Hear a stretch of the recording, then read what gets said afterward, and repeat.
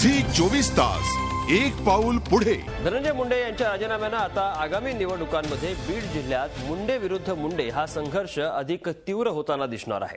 गोपीनाथ मुंडे किंवा पंकजा पालवे यांच्या विरोधात धनंजय मुंडेच्या उमेदवारीवर या निमित्ताने शिक्कामोर्तब झाले। 2009च्या विधानसभा निवडणुकीत डावलल्याचं शल्य मनात बाळगून धनंजय मुंडे यांनी गोपीनाथ मुंडे यांच्या विरोधात 1.5 वर्षांपूर्वी बंडाचं निशाण फडकवलं।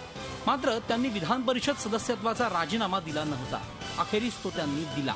त्यामुळे त्यांचा राष्ट्रवादी प्रवेशाचा मार्ग मोकळा झालाय।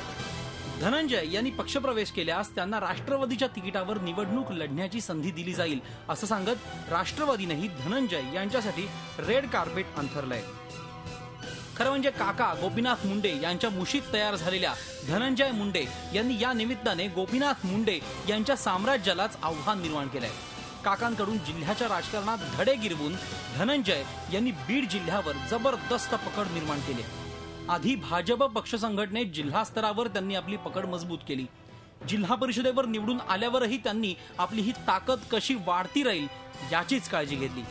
127 पैकी 72 ग्रामपंचायतींवर धनंजय यांचं वर्चस्व आहे। या आकडेवारीतूनच त्यांची ताकद दिसून येते। मात्र त्यानंतर ग्रामपंचायत असो वा पंचायत समिती प्रत्येक निवडणुकीत धनंजय काकांवर वरचढ ठरले। तरीही तांत्रिक कारणाने त्यांना आमदारकीचा राजीनामा देता आला नव्हता। अखेरीस तो त्यांनी दिला। या निमित्ताने आता गोपीनाथ मुंडे यांची जिल्ह्यात कोंडी करण्यासाठी राष्ट्रवादीला जोरदार हत्यार मिळालंय। तसे संकेतही राष्ट्रवादीच्या नेत्यांनी दिले आहेत। म्हणजे लोकसभेसाठी धनंजय यांना बीडमधून थेट गोपीनाथ मुंडे यांच्या विरोधात लढवलं जाऊ शकतं किंवा परळी विधानसभा मतदारसंघात पंकजा मुंडे पालवे यांच्या विरोधात उभं केलं जाऊ शकतं। लोकसभा पण लढू शकताय, या परळीमध्ये विधानसभेचे पण उमेदवारी पक्ष देऊ शकताय, विधान परिषद पण होऊ शकते।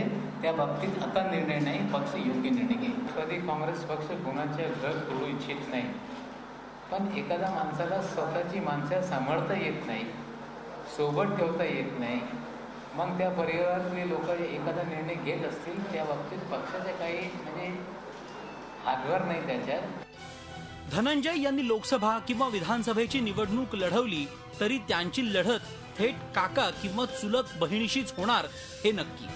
तसं झालं तर गेल्या निवडणुकीत 8 कोटी खर्च केल्याची कबुली देणाऱ्या गोपीनाथ मुंडेंना यावेळी त्यापेक्षा मोठा खर्च करावा लागेल आणि धनंजयसाठी राष्ट्रवादीही मागे राहणार नाही। म्हणजे बीडमध्ये पुन्हा पैशाचा धूर निघेल अशीच चिन्ह दिसतायत। काकांच्या तालमीत तयार झालेल्या पुतण्याचं आव्हान अनुभवी गोपीनाथराव मुंडे कसं परतवणार याची चर्चा या निमित्ताने सुरू झाली। पुढचं वर्ष 1.5 वर्ष तरी बीडमध्ये मुंडे विरुद्ध मुंडे हा संघर्ष आणखी तीव्र होणार हे मात्र नक्की। Bureau report, Zee media. Zee 24 तास एक पाऊल पुढे।